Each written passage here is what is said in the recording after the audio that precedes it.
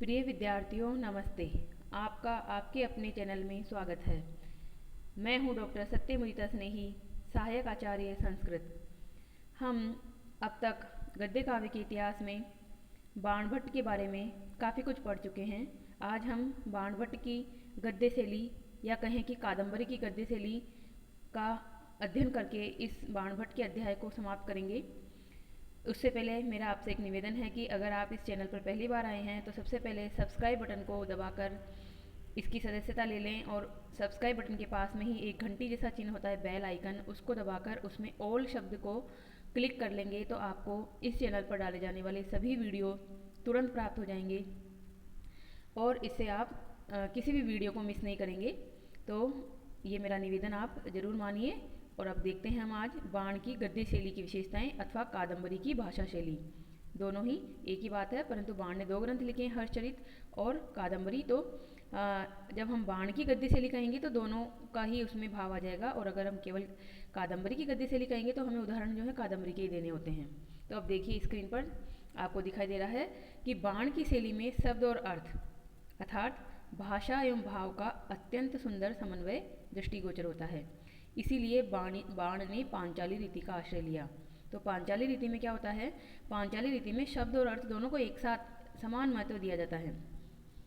इसमें एक और ललित पदसैया संपन्न वैदर्भी रीति होती है और दूसरी ओर दीर्घ समास बंध तथा ओज गुण से विभूषित गौड़ी रीति होती है। तो गौड़ी रीति और वैदर्भी रीति के मध्य की रीति होती है पांचाली रीति। पांचाली रीति में क्या होता है कि वैदर्भी रीति के समान बहुत ही ललित पद होंगे, बहुत ही कोमल कांत पदावली होगी, और ओज गुण से युक्त जो हैं वो गौड़ी रीति होती है, जो दीर्घ समास होते हैं, बड़े बड़े समास होते हैं। कहा भी गया है ओजः समास भूयत्वम, यानी ओज जो गुण हैं उसमें बहुत अधिक समास होते हैं और वो गौड़ी रीति में होती है। गौड़ी और वैदर्भी रीति के मध्य की रीति होती है पांचाली रीति। तो जो बाणभट्ट हैं वो पांचाली रीति के ही सिद्धहस्त आचार्य माने गए हैं। भोज ने सरस्वती कंठावरण में कहा है पांचाली रीति की परिभाषा देते हुए, शब्दार्थयो समो गुम्फः पांचाली रीति ऋष्यते। शब्दार्थयो शब्द और अर्थ का समः गुम्फः समान रूप से गुम्फन, समान रूप से महत्व देना पांचाली रीति ऋष्यते, पांचाली रीति कही जाती है। शीला भाट्टारिका वाची वाणोक्ति च सा यदि, बाणों की उक्तियों में वह पांचाली रीति में दिखाई देती है। तो प्रथम पंक्ति को आप इसको याद कर लेंगे और लिखेंगे एग्जाम में कि शब्दार्थयो समो गुम्फः पांचाली रीति ऋष्यते। स्वयं बाणभट्ट ने हर्षचरित के प्रारंभ में गद्य शैली का एक आदर्श प्रस्तुत किया है कि गद्य शैली किस प्रकार की होनी चाहिए। उसी आदर्श के से निकालकर हम बाण के गद्य की विशेषताओं को देखेंगे। तो ये जो 36 नंबर की टिप्पणी है, ये नीचे देखिए एक श्लोक आएगा, इस श्लोक को आप अपनी कॉपी में लिख लेंगे।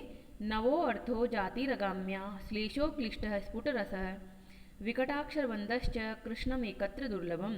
नवीन अर्थ होना चाहिए, जाति अग्राम्या, अग्रामीण यानी कि अच्छा जो है वो प्रयोग होना चाहिए भाषा का। श्लेषः अक्लिष्टः, श्लेष का प्रयोग अक्लिष्ट होना चाहिए। स्फुटः रस, रस बहुत ही स्फुट होना चाहिए, बहुत ही स्पष्ट पता चलना चाहिए। विकटाक्षर बंधः, बंध जो है पदबंध है वो बहुत ही गुथे हुए होने चाहिए आपस में।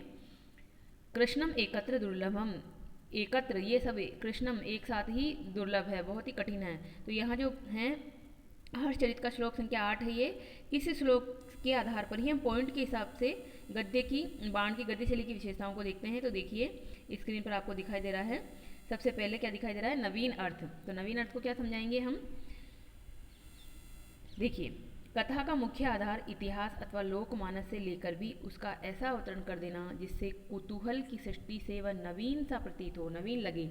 यानी कि या तो इतिहास प्रसिद्ध ली जाती है कोई कथा जो कि आख्यायिका में होती है, या फिर लोकमानस से यानी कि लोगों के बीच में जो कहावतें या कहानियाँ प्रचलित होती है वहाँ से उठाई जाती है, और फिर उसको कभी अपनी कल्पना शक्ति का प्रयोग करके ऐसा लिखे उस ग्रंथ को कि वो नवीन लगे। भले ही वो कहीं से हो उसका आधार, परंतु वो नवीन लगे। तो नवीन अर्थ होना चाहिए उसमें। अग्राम्य प्रयोग, अग्राम्य प्रयोग का क्या मतलब होता है? ग्राम्य का मतलब होता है गवारापन लिए हुए, और अग्राम्य मतलब सभ्य प्रयोग होना चाहिए, अच्छा प्रयोग होना चाहिए। तो जब ग्राम्य प्रयोग होता है तभी उसमें उदारता नामक गुण प्रकट होता है, ऐसा शास्त्रीय भाषा में कहा गया है। अतः सामान्य भाषा एवं सामान्य वर्णन शैली की अपेक्षा सर्वोत्तम भाषा एवं शैली का प्रयोग होना चाहिए। यानी कि कहने में जैसे हम कहते हैं कि वह मर गया, इसके बजाय हम कहें कि उनका निधन हो गया या वो स्वर्गवासी हो गए, तो ये होता है कहने में भाव जो है वही है, परंतु अर्थ और शब्द इस तरह से हमने प्रयुक्त किए कि वो एक सर्वोत्तम भाषा शैली प्रयुक्त होती है। इसी तरह से अक्लिष्ट श्लेष, अक्लिष्ट श्लेष का क्या मतलब है? श्लेष अलंकार है, तो श्लेष अलंकार का उतना ही प्रयोग होना चाहिए जितना कि सहृदय पाठक को समझ आ सके।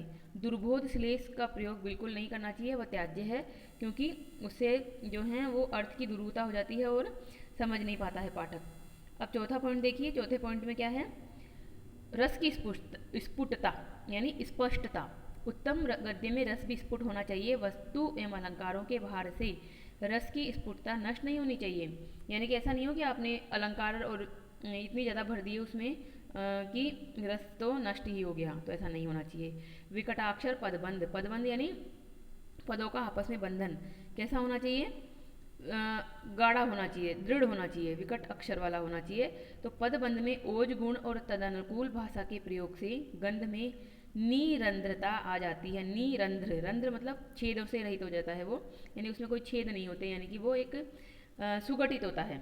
अतः उत्तम गद्य में दृढ़ पदबंध आवश्यक है। और जहाँ पे ओज गुण होता है वहाँ समास होता है, क्योंकि ओज है समास भूयत्वम, और यह जो है वो दृढ़ता लाते हैं, पदबंध आपस में गुथे हुए होते हैं। तो इस तरह से बाण ने अपनी गद्य शैली में बताया। तो अब खुद ही बाण ने कह दिया था ये कि नवो अर्थो जातिरग्राम्या श्लेषो क्लिष्टः स्फुटो रसः विकटाक्षर बंधश्च कृष्णम एकत्र दुर्लभम। अर्थात बाणभट्ट ने समस्त गुणों के एकत्र समवाय को स्वयं ही दुष्कर कह दिया था, किंतु बाण के गद्य में ये सारी ही विशेषताएं पाठक को एक साथ ही प्राप्त हो जाती हैं। बाण ने विषय के अनुरूप ही शब्द चयन किया है कि जैसा विषय वैसा ही शब्द चयन। अगर वो मधुमास यानी वसंत मास का वर्णन करते हैं तो वसंत बहुत ही कोमल महीना होता है, बहुत ही श्रृंगार रस से युक्त महीना होता है, तो उसी प्रकार से देखिए कि बाण ने मधुमास की मादक शोभा का वर्णन करते हुए सुकुमार वर्ण विन्यास किया है। तो यहाँ पर उदाहरण है किस तरह से सुकुमार वर्ण विन्यास है। मधुमास में यानी वसंत महीने में क्या होता है? अशोक तरु ताड़ना रणित रमणी मणि नुपुर झंकार सहस्र मुखेशु मुखरेशु सकल जीवलोक हृदय आनंददायकेशु मधुमास दिवसेशु। तो यह मधुर सुविन्यास सुकुमार वर्ण विन्यास है। अब हम देखना है आगे भयानक एवं कठोर दस्यों का वर्णन जब उन्होंने किया तो उसी प्रकार के कठोर और विकट समास युक्त शब्द उन्होंने कहे, जैसे कि उन्मद मातंग कपोल स्थल गलित मद सलिल सिक्तनेव प्रेताधीप नगरीव संधा सन्निहित मृत्यु भीषणा महिषाधिष्ठिता च। तो इस प्रकार से इसमें क्या हो रहा है? ऐसे शब्द यूज हो रहे हैं, पढ़ते ही एक लग रहा है कि कठोर वर्ण विन्यास है ये। अब हम देखते हैं आगे कि बाण ने दीर्घ समासों का बहुत अधिक प्रयोग किया है। कहीं कहीं उनकी समास प्रियता के कारण एक वाक्य अनेक प्रश्नों का बन गया है, यानी कि एक वाक्य अनेक पन्नों तक चला गया है, किंतु बाण की यह समास प्रियता वर्णनों में ही अधिक दिख पड़ती है। मानव हृदयगत भावाभिव्यक्ति के समय, उपदेश देते समय अथवा पारस्परिक संवाद के समय तो बाण ने बहुत ही छोटे छोटे वाक्यों का प्रयोग किया है। तो जब उन्होंने कोई वर्णन किया तब तो बड़े बड़े समास रखे, परंतु जब आपसी बातचीत हो रही, संवाद हो रहा है, कोई उपदेश परक बात हो रही है, जैसे सुखनास उपदेश में हम देखेंगे बहुत छोटे छोटे वाक्य हैं वहाँ पर, या मानव के हृदय में जो भाव होते हैं उनको अभिव्यक्त करना है, तब उन्होंने बहुत ही छोटे छोटे वाक्य प्रयोग किए हैं। महाश्वेता को देखते ही कामविद हो जाने वाले पुंडरीक की तीव्र भर्त्सना करते हुए उनका मित्र कपिंजल जो कहता है, जो वाणी सरल और सहज वाणी कहता है, वो देखिए यहाँ पर क्या है।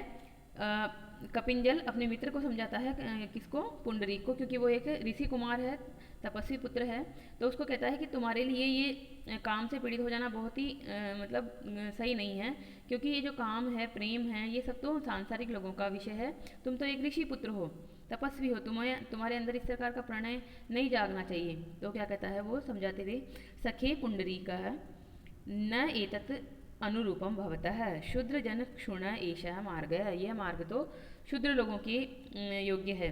धैर्य धना ही साधव है, साधव तो धैर्य धन वाले होते हैं। क्वः ते तद धैर्यम, तुम्हारा वह धैर्य कहाँ है?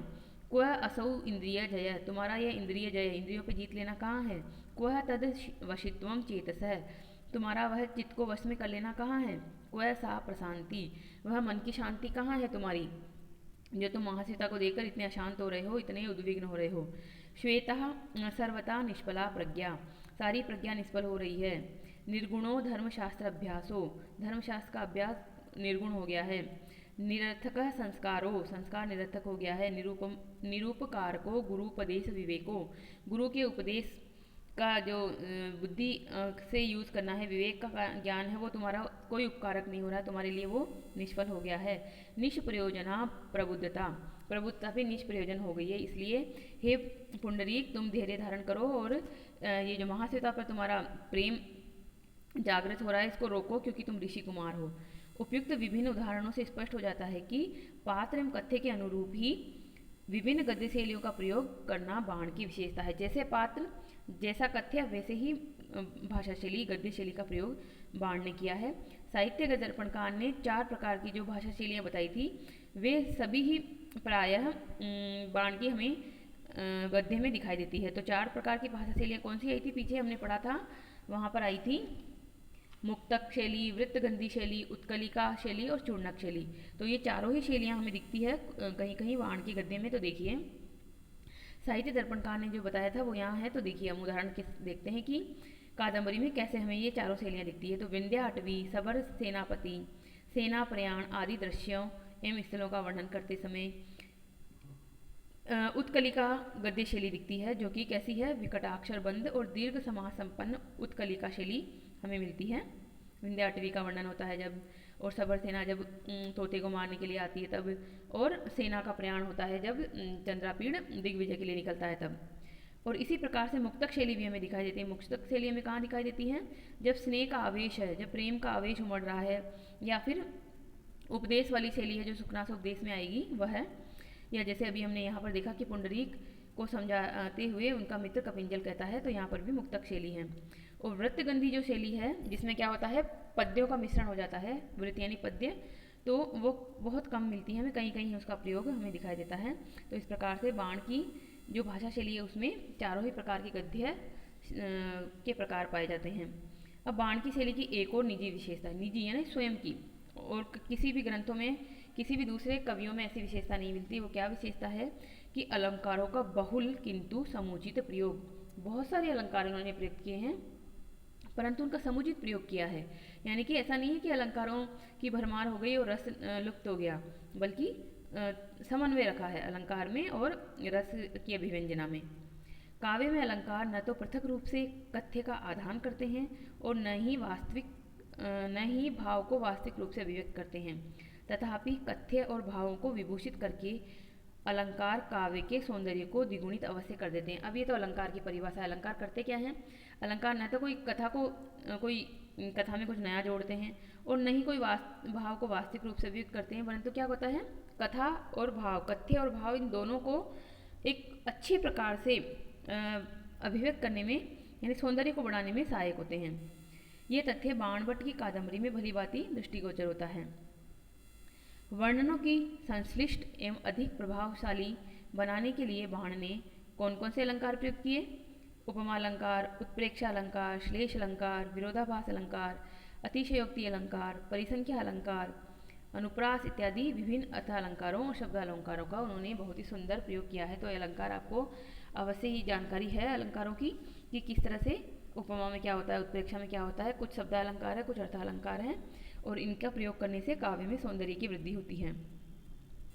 तथापि ये सारे ही अलंकार इस कादम्बरी कथा में स्वतः ही आते चले गए हैं। मतलब कहीं पर भी उन्हें सायास यानी जानबूझकर डाला गया नहीं लगता, बल्कि अपने आप स्वाभाविक रूप से वो आ जाते हैं। ये कवि की एक अलग विशेषता है। महाश्वेता के यौवन के क्रमिक आगमन का जो वर्णन हुआ है, महाश्वेता के यौवन के बारे में बताना है कि महाश्वेता का यौवन किस प्रकार का है, उसमें जिस प्रकार के अलंकार प्रयोग किए गए हैं वो कुछ विद्वानों के मन में तो रसनोपमा अलंकार उसे कहा गया है, और कुछ विद्वान से एकावली अलंकार कहते हैं। तो देखिए ये जो पंक्ति है इसमें आप एकावली अलंकार या रसनोपमा अलंकार कुछ भी इसमें मान सकते हैं। तो ये है महाश्वेता के यौवन का वर्णन। क्रमेण च कृतम में वपुंसी वसंत इव मधुमासेन मधुमास इव नवपल्लवेन, नवपल्लव इव कुसुमेन, कुसुमेन इव मधुकरेण, मधुकर इव मदेन, नवयौवनेन पदम। तो इस प्रकार से एकावली, एकावली मतलब एक पंक्ति बन गई है, एक अवली। तो एक पंक्तिबद्ध है और जो उपमा पहले वाले के लिए प्रयुक्त की है वो उपमा आगे बन जाती है। जैसे कि मधुमासेन, मधुमास पे समाप्त हुई तो मधुमासेन इव नवपल्लवेन, इस प्रकार से एकावली अलंकार यहाँ पर है। यह है महाश्वेता के यौवन का वर्णन। अब देखते हैं हम आगे। चांडाल कन्या एवं महाश्वेता के सौंदर्य वर्णनों में बाणभट्ट ने उपमानों को प्रस्तुत करने में पराकाष्ठा ही कर दी है। मतलब उपमान ऐसे लाए हैं वो कि पराकाष्ठा हो गई है वहाँ पर। सॉरी। उपमानों पर असंभाव्य क्रियाओं की संभावना करके उपमा एवं उत्प्रेक्षा की श्लिष्ट छटा उत्पन्न कर दी गई है।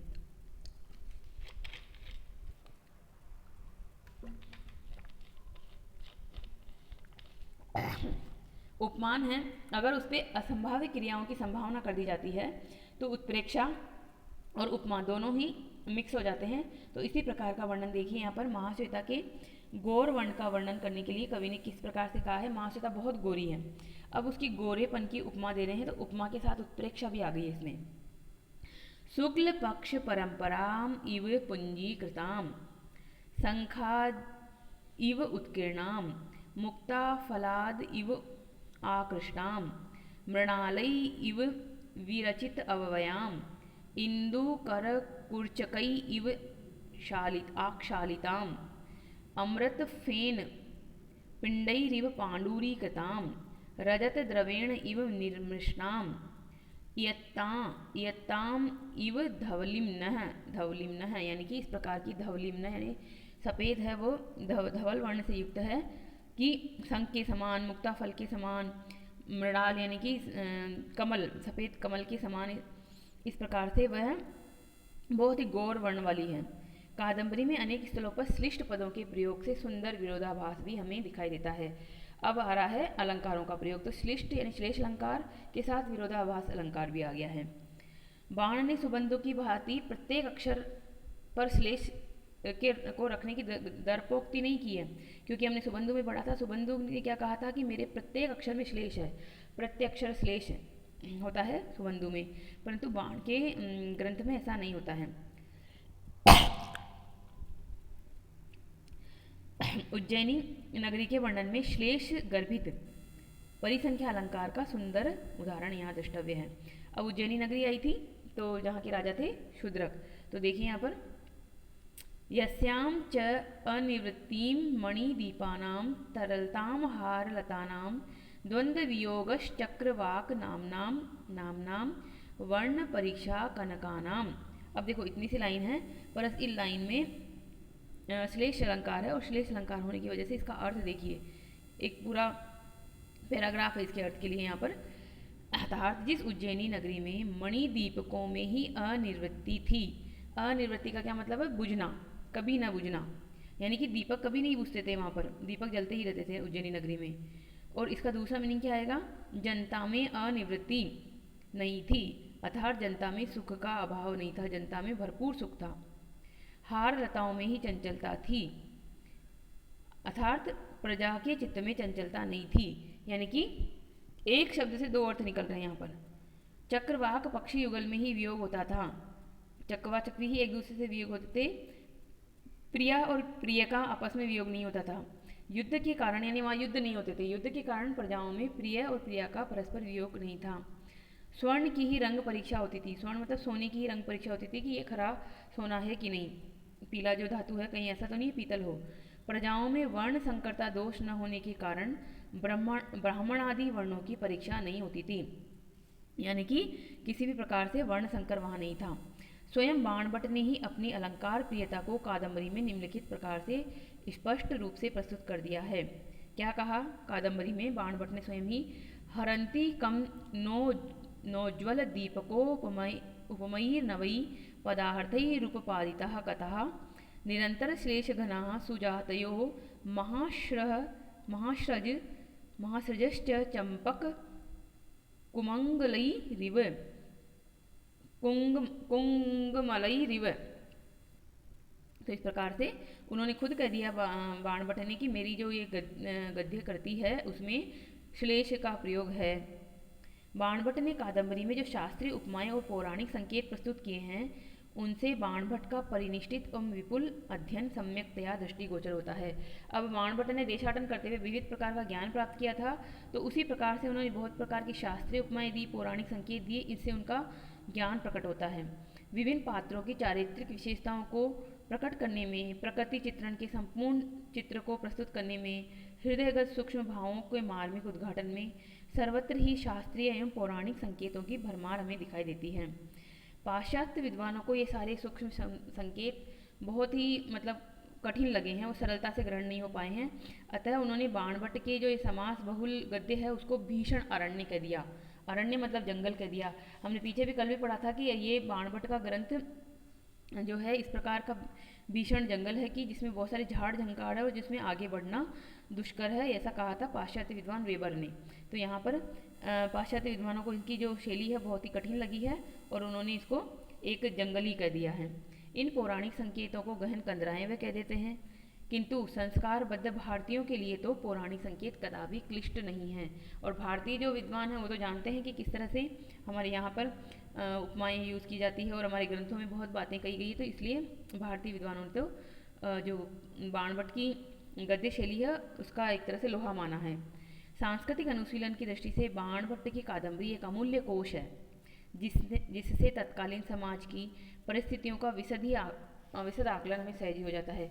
उस समाज में, यानी जब बाणभट्ट ने ग्रंथ लिखा 7वीं सदी में, उस समय समाज के विभिन्न वर्गों की स्थिति, शिक्षा, नारी की स्थिति, विभिन्न रूढ़ियाँ, परंपराएं, स्त्री और पुरुषों की वेशभूषा, आभूषण, विविध कलाएं, विलास, मनोविनोद के विभिन्न साधन, राज्याभिषेक की परिपाटी, विभिन्न प्रकार की शक्ति, शिव की उपासना, जो ये बाणभट्ट थे वो खुद भी शिव के उपासक थे, शिव भक्त थे, शपणक संप्रदाय, सती प्रथा आदि का बाणभट्ट ने कादंबरी में स्थल स्थल पर सुंदर और सजीव वर्णन किया है। क्योंकि हर्षचरित में हमने देखा था कि जो हर्षवर्धन की माँ है वो सती हो जाती है वैधव्य के भय से होकर, तो उनकी ग्रंथों में और इसमें कादंबरी में भी कहीं जगह आता है कि जो नायिकाएं हैं वो अपने पति के शरीर के साथ ही, अपने प्रेमी के शरीर के साथ ही सती हो जाना चाहती हैं, परंतु जब आकाशवाणी होती है तो वह रुक जाती हैं। तो इस प्रकार बाण ने एक तरह से जो ग्रंथ लिखे हैं उसमें सब कुछ डाल दिया है उन्होंने। तो इसीलिए बाण के लिए एक उक्ति प्रसिद्ध है, बाणो उच्छिष्टम जगत सर्वम। जगत सर्वम, सर्वम जगत, सारा ही जगत, बाणो उच्छिष्टम, बाण का उच्छिष्ट, उच्छिष्ट मतलब झूठन मात्र ही है। यानी कि जैसे खाना खाने के बाद में झूठन बच जाती है पत्तल में या प्लेट में, तो बाण ने सब कुछ झूठा कर दिया है, सब कुछ चख लिया है। और बाण के ग्रंथ में हमें सब कुछ मिलता है। इसके बाद के जो ग्रंथ लिखे गए हैं, इसे जो पहले भी जो लिखे गए थे उन सब में भी वैसा कुछ नहीं है। ऐसा लगता है कि बाण के ही झूठन को उठाकर उन्होंने अपना ग्रंथ आगे बढ़ाया है। तो बाण ने प्रत्येक पात्र, स्थल तथा वस्तु आदि को ऐसे वर्णनात्मक रूप में प्रस्तुत किया है कि नेत्रों के सम्मुख उस पात्र अथवा घटना का संपूर्ण सजीव चित्र ही आ खड़ा होता है। बाण के कोश में किसी भी प्रसंग के वर्णन की कुछ भी सामग्री जब तक अवशिष्ट रही, वे अपनी प्रतिभा से उसका वर्णन करते ही गए। यानी कि बाण के पास जितना भी ज्ञान था, जितना भी सब कुछ था, उन सब का संपूर्णता से प्रयोग उन्होंने अपने ग्रंथों में किया है। इसलिए परवर्ती कवि कितना ही प्रयत्न करें, उनके वर्णन के लिए सभी कुछ बाण उच्छिष्ट मात्र ही है। यानी कि ये पंक्ति आपके एग्जाम में व्याख्या के लिए आती है, बड़े प्रश्न में 15 नंबर में, 10 नंबर में, तो आप इसको अच्छे से समझाएंगे कि किस प्रकार से बाण की ग्रंथों में सभी प्रकार का ज्ञान, सभी प्रकार के पात्र, सभी प्रकार की भाषा शैली, सब कुछ आ गया है। वस्तुतः बाण ने संपूर्ण सृष्टि के किसी भाव को तथा शब्दावली के किसी भी प्रकार को अपनी लेखनी के स्पर्श से अछूता नहीं छोड़ा है। अब देखिए जो ये हाईलाइट हो रहे हैं वो उन शब्दों को अवश्य याद करेंगे बिल्कुल इस बाणोच्छिष्टम जगत सर्वम की व्याख्या में। सूक्ष्म निरीक्षण शक्ति, अद्भुत एवं अलंकृत वर्णना प्रणाली, गाढ़ प्रकृति प्रेम, नव नव उन्मेषशालिनी कल्पना, अबाध और अक्षय शब्द भंडार, सर्वत्र नवीन अर्थ की उद्भावना, परिष्कृत तथा विशद समास प्रयोग, सूक्ष्म रसाभिव्यंजना तथा सर्वत्र शब्द और अर्थ का सुंदर और मंजूर समन्वय, शब्द और अर्थ को आपस में अच्छे से गूंथना, यही पांचाली रीति में देखा था हमने। तो इन सभी गुणों से मिलकर वस्तुतः ही उपर्युक्त आभाणक को सर्वतोभावेन सत्य सिद्ध कर दिया गया है। यानी कि जो ये बाणों उच्चितम जगत सर्वम, ये जो आभाणक है, ये जो सूक्ति है, यह सर्वथा सिद्ध है, ये बिल्कुल सही है, कोई इसमें अतिशयोक्ति नहीं है। तो इस प्रकार से बाण के जो गद्य शैली को देखने के बाद में अब हम बाण के विषय में जितने भी जो कवि हैं उन्होंने कुछ प्रशंसा में कुछ कहें, उनके लिए उपाधियां दी है कि बाण कैसे हैं। तो देखिए ये भी बाण की गद्य शैली को ही एक तरह से समृद्ध करने वाले विशेषण हैं कि बाण की भावाभिव्यंजना एवं कला चातुरी ऐसी सर्वव्यापक बनी कि प्रायः सभी भारतीय समालोचकों ने बाण की प्रशंसा में कोई न कोई कथन अवश्य कहा है। अब है गोवर्धनाचार्य। गोवर्धनाचार्य ने आर्य सप्तशती नाम के ग्रंथ में श्लोक संख्या 37 एक लिखा है। उसमें उन्होंने क्या कहा कि अधिक दक्षता प्राप्त करने के लिए ही सरस्वती ने बाण अर्थात पुरुष के रूप में अवतार ले लिया। तो देखिए श्लोक लिखा हुआ है, इसको समझते हैं। जाता शिखंडिनी प्राग यथा शिखंडी तथा अवगच्छामि प्रागल्भम अधिकम अवाप्तुम बाणी बाणो बभूवः। आपको पता है कि महाभारत में शिखंडिनी थी, यानी कि जो भीष्म पितामह से क्रोधित हो जाती है वो अम्बा, तो उसका जन्म होता है पुनः शिखंडी के रूप में, यानी पुरुष के रूप में। तो पहले वो स्त्री थी, स्त्री के रूप में उसके पास पराक्रम शक्ति नहीं थी, शारीरिक बल नहीं था, परंतु पुरुष के रूप में वो जन्म लेती है शिखंडी के रूप में। और जब कुरुक्षेत्र में युद्ध होता है तो वह भीष्म पितामह की मृत्यु का कारण बनती है। तो उसी प्रकार से यहाँ पर ये जो सरस्वती है, स्त्रीलिंग है, उन्होंने और अधिक दक्षता प्राप्त करने के लिए, और अधिक विशिष्टता प्राप्त करने के लिए ऐसा लगता है कि बाण अर्थात पुरुष के रूप में अवतार ही ले लिया है। बाणी बाणों बबूव है, बाणी यानी कि सरस्वती देवी, बाणों यानी बाण के रूप में, बबूव यानी उत्पन्न हो गई। प्रागल्भम अधिकम अवाप्तुम, अधिक प्रगलता को प्राप्त करने के लिए। तो ये आपको याद करनी है, पूरा श्लोक हो याद हो जाए तो अच्छी बात है, नहीं तो बाणी बाणों बबूव है, इसको याद करना है और इसका हिंदी अनुवाद ध्यान रखना है रेफरेंस में। किसने कहा? गोवर्धनाचार्य ने में आर्य सप्तशती में श्लोक संख्या 37 में कहा। अब एक जयदेव एक और कवि हैं, उन्होंने क्या कहा?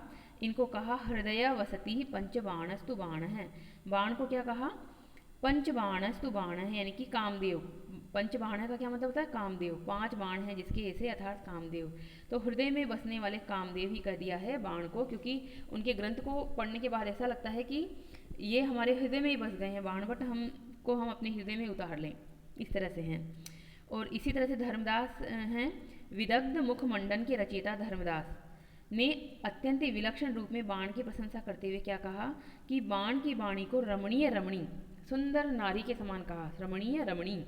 तो क्या कहा उन्होंने? श्लोक संख्या है उनकी विदग्ध मुखमंडन में 4/28। रुचिर स्वर वर्ण पदा रस भाववती जगन मनोहरती सा किम तरुणी नहीं वाणी बाणस्य मधुरशीलस्य, वाणी बाणस्य मधुरशीलस्य। तो रमणीय के समान है ये, सुंदर रमणी के समान है बाण की वाणी। चंद्रदेव की सम्मति है। अब चंद्रदेव आ रहे हैं। चंद्रदेव कौन है?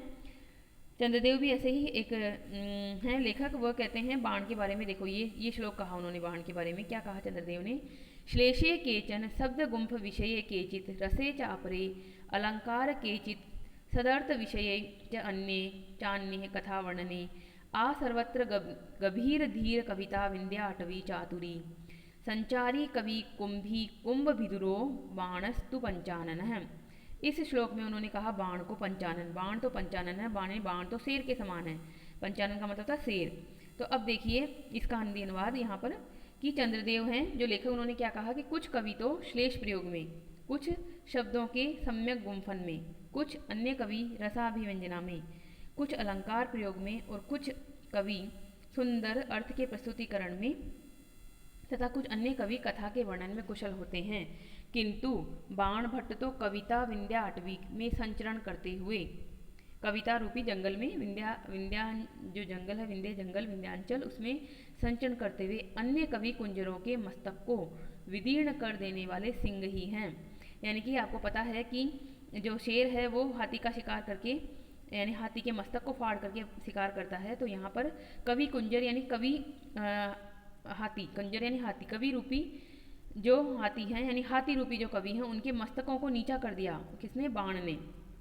क्योंकि बाण जो हैं वो बाण के सामने अन्य कवि जो हैं वो भले ही हाथी बनने की कोशिश करें, परंतु उनके मस्तक को फाड़ कर जैसे हाथी के मस्तक को फाड़ कर जैसे शेर अपना शिकार करता है, उसी प्रकार से यहाँ पर बाण ने अन्य कवियों के यश का शिकार कर लिया है, यानी कि उनके यश को छिन्न भिन्न कर दिया है।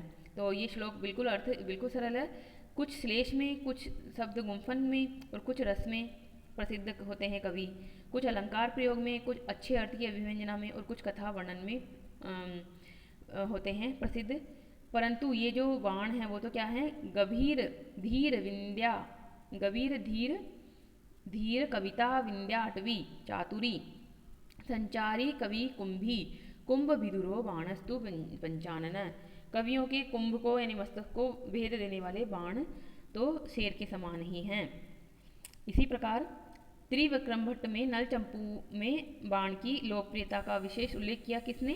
त्रिविक्रम भट्ट नाम के एक लेखक, उन्होंने नल चंपू नाम का एक ग्रंथ लिखा। उसमें उन्होंने क्या कहा कि शश्वत बाण द्वितीयेन नमदाकारधारिणा धनुषेव गुणाडेन निशितो रंजितो जनः। यानी कि ये इतनी ज़्यादा फेमस नहीं है कोटेशन, आप इसको ना ध्यान रखें तो भी काम चल जाएगा। अब हम बढ़ रहे हैं इसके समापन की ओर।